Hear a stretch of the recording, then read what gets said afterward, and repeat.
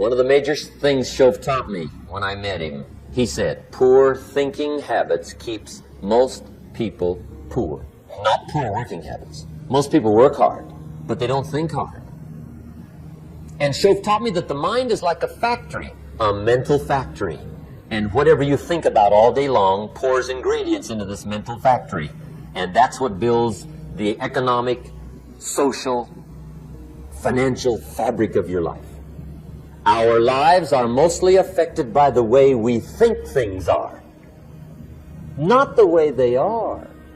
The way we think they are affects us most. He quoted me a Bible phrase that says, as you think, so you become. When he talked about poor thinking habits, he had me. I used to start the day reading the morning newspaper.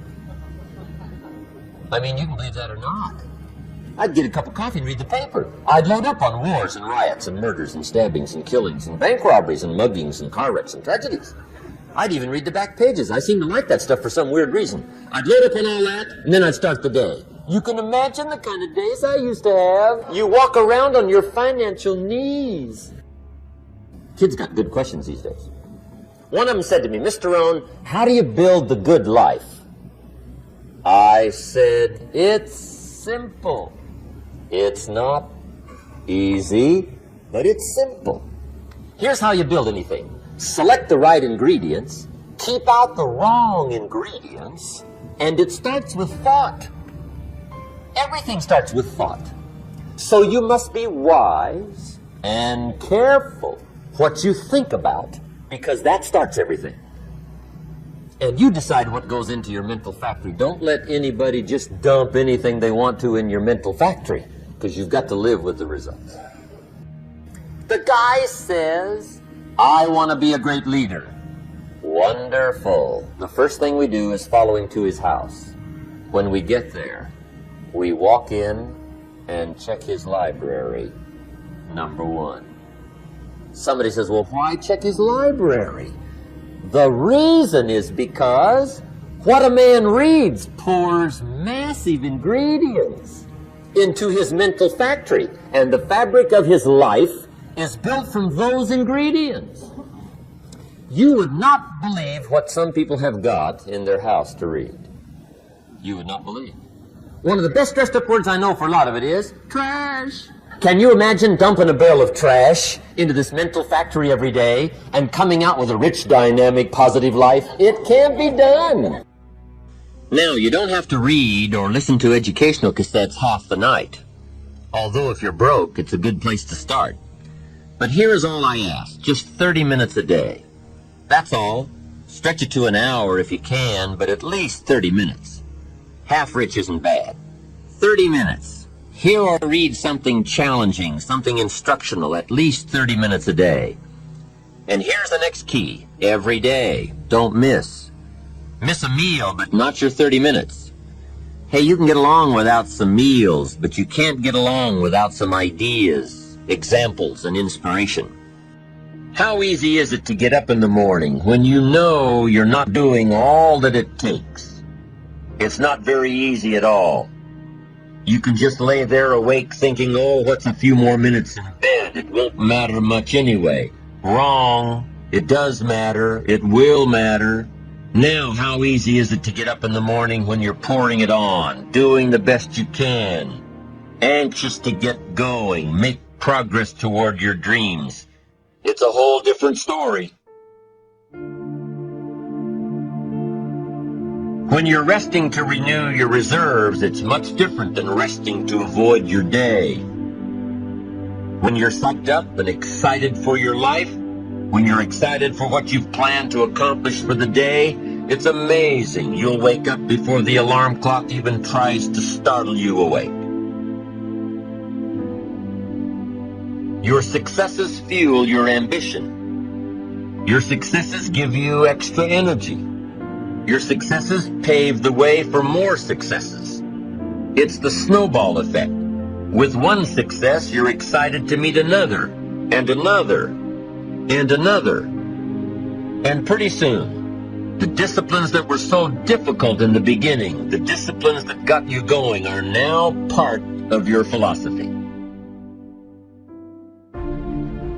How do you know when you're successful? Do you have to be a millionaire? No. All we ask of you is that you earn all you possibly can. If you earn $10,000 a year and that's the best you can do, that's enough. God and everything else will see to it that you're okay.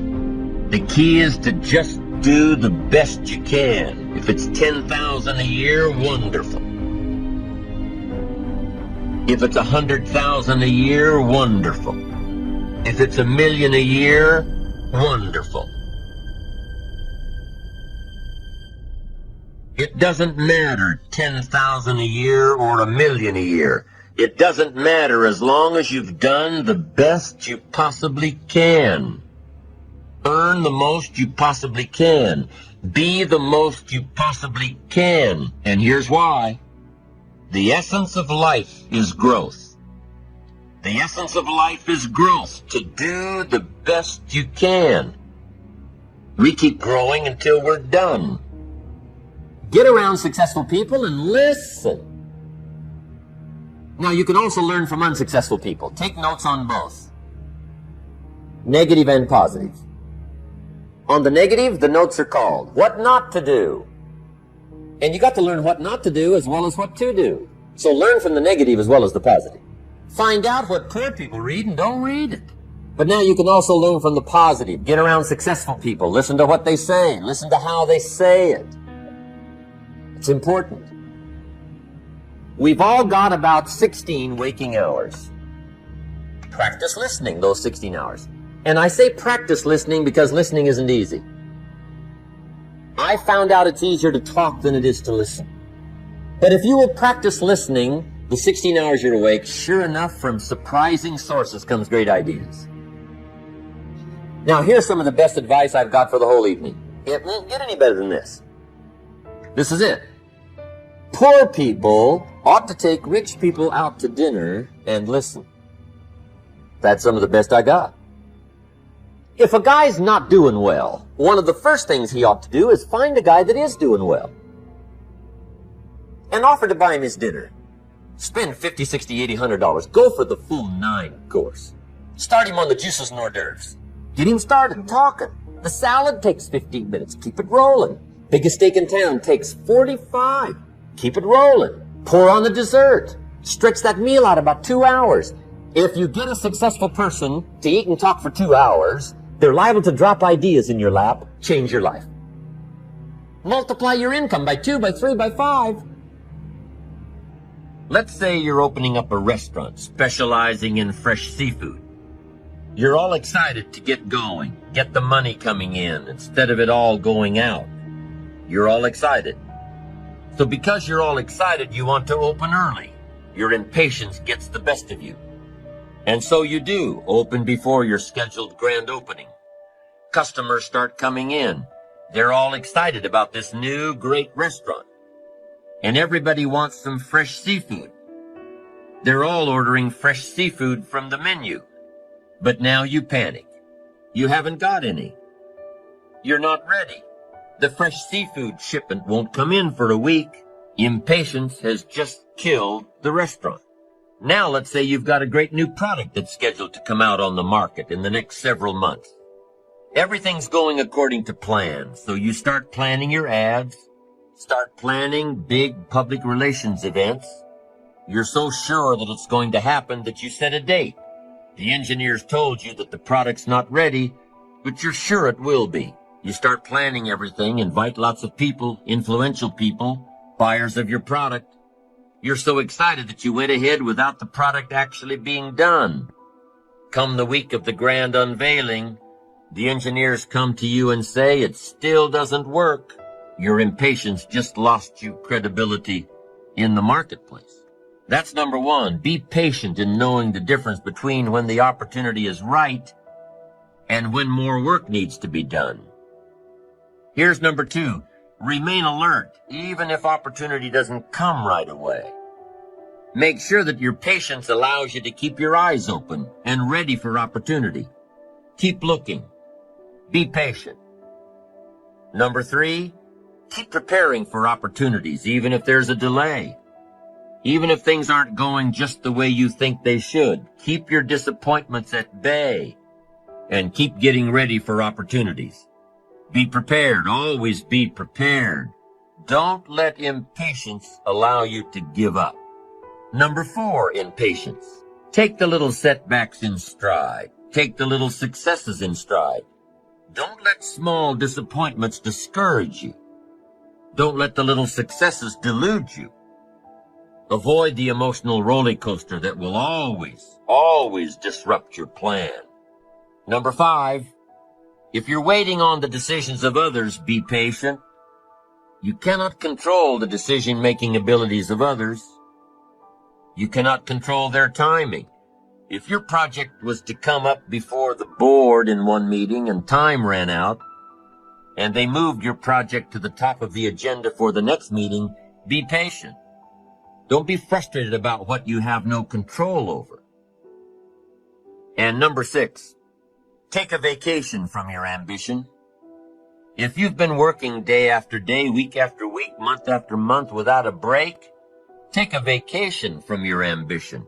The patient person, secure in their ambition, knows that the drive and ambition will still be there, even after some time off. As a matter of fact, with some time off, the ambition will have a stronger pull than ever when you come back to it. Persistence is patience in action. Persistence is creative, always looking for new opportunities. Persistence is courageous. It doesn't give in to fear. Persistence is hopeful. It doesn't let discouragement through the door. Persistence is positive. It keeps you on track with your plans and your goals. And the last thing that persistence is cheerful. Not gloomy, cheerful. Time is the mightiest force in the world, or even in the universe. Why would you ever choose to fight time when you could have time on your side? Who wouldn't want to harness the great river of time that flows through all of life?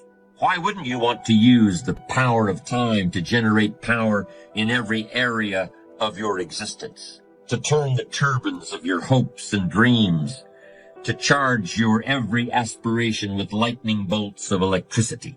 Well, there is only one way to make time work for you, not against you. And that's with patience. True patience is more than just a waiting game. Patience doesn't mean you sit around hoping for something to happen. Patience is not a passive quality. Don't concentrate on things you can't influence. Instead, focus on things you can control. It's strange, but young people have a much more difficult time with patience than people who have more experience in the world. It seems like the older people get, the more able they are to wait, despite the fact that sometimes they have considerably less time to wait in. You could argue that older people ought to learn how to act quickly and decisively, while younger people need to learn how to wait. When you're young, you really have just about all the time in the world, and you just can't wait to use it. For a young person to have patience is a rare and powerful thing. How can we explain that impatience of the young? Maybe it's because when you're a teenager or in your early 20s, 1 year seems like a very long time.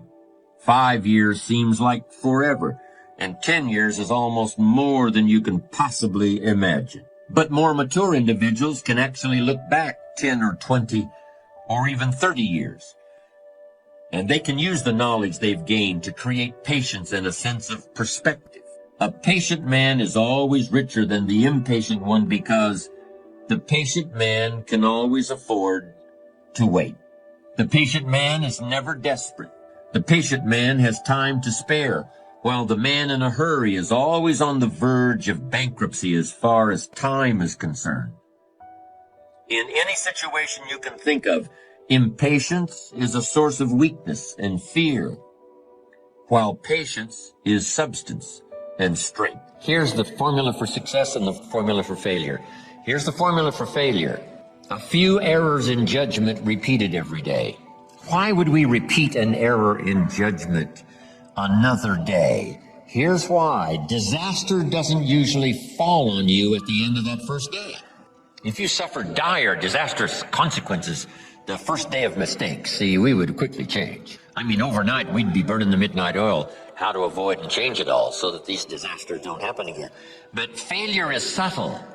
Failure just takes you down the road you really don't want to go, but it doesn't seem like the consequences are going to be severe at the end of the first day, at the end of the first week.